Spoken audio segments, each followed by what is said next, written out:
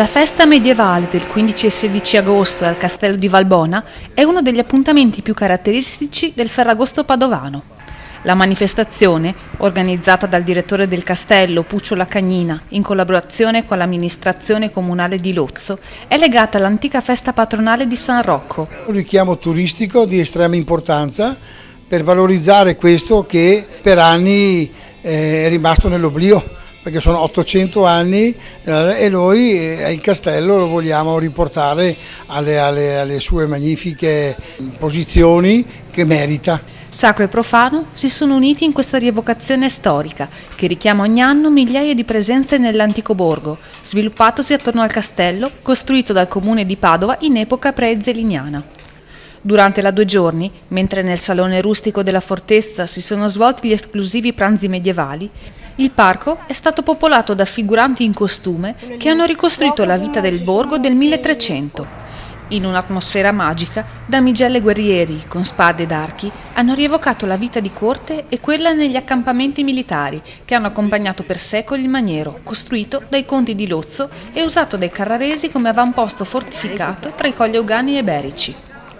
Sono stati riproposti gli antichi mestieri, l'arte del rame battuto, la lavorazione del legno, la decorazione su marmo, la creazione di splendidi fiori e bambolini di mais e anche i mestieri dell'occulto, come la ricerca delle pietre dure curative. Questa manifestazione è nata con l'idea di creare una nuova cultura in un posto che ha una risonanza anche politica e culturale di grande levatura.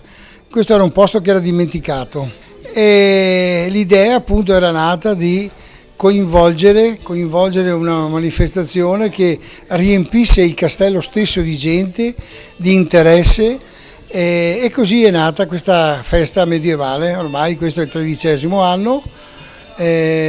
tutto si conclude questa sera con la processione medievale, il santo patrono portato fuori dalla chiesa per le vie del paese con le torce al buio e il carro con i buoi che trascina appunto questo santo, che poi finisce con il fuoco al castello che non sono i soliti fuochi ma qualcosa di diverso, di particolare per un gran finale. Ecco, questo è una cosa che ogni anno si ripete e che chiama migliaia di persone a Valbona di Lozzo a Testino. Quest'anno la festa è stata arricchita dalla mostra Pinocchio Carissimo Pinocchio, allestita dal collezionista e musicista Roberto Bevilacqua nel Salone delle Feste del Castello. Questo libro, Le avventure di un burattino, fu decretato lo scorso anno come libro dei 150 anni dell'Unità d'Italia. Così come Piacenza è città delle fiabe, c'è nell'intenzione dell'amministrazione comunale di Lozzo a Testino di far diventare questo splendido comune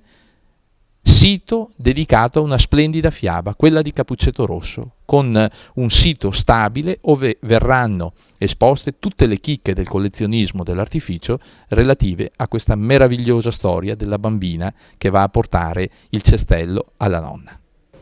In esposizione ben 303 oggetti e opere d'arte proposti dall'Associazione Culturale di Este l'Artificio.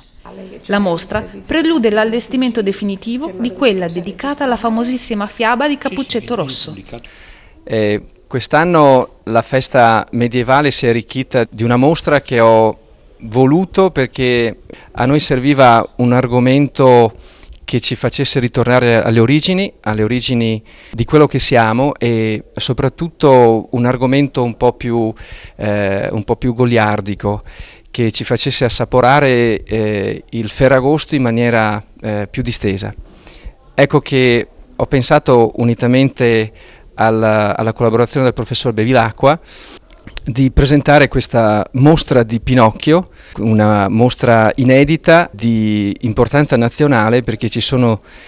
molte opere che risalgono anche agli anni 50 e pochi di noi hanno avuto il piacere di vederla. A me è piaciuta l'idea del Pinocchio perché vogliamo che Lozzo diventi, con l'assessorato alla cultura e la collaborazione del maestro Bevilacqua, la città della filastrocca di Cappuccetto Rosso, perché sono convinto, io ho dei bambini piccoli, che queste filastrocche che hanno una morale siano le filastrocche da fare riascoltare ai nostri bambini.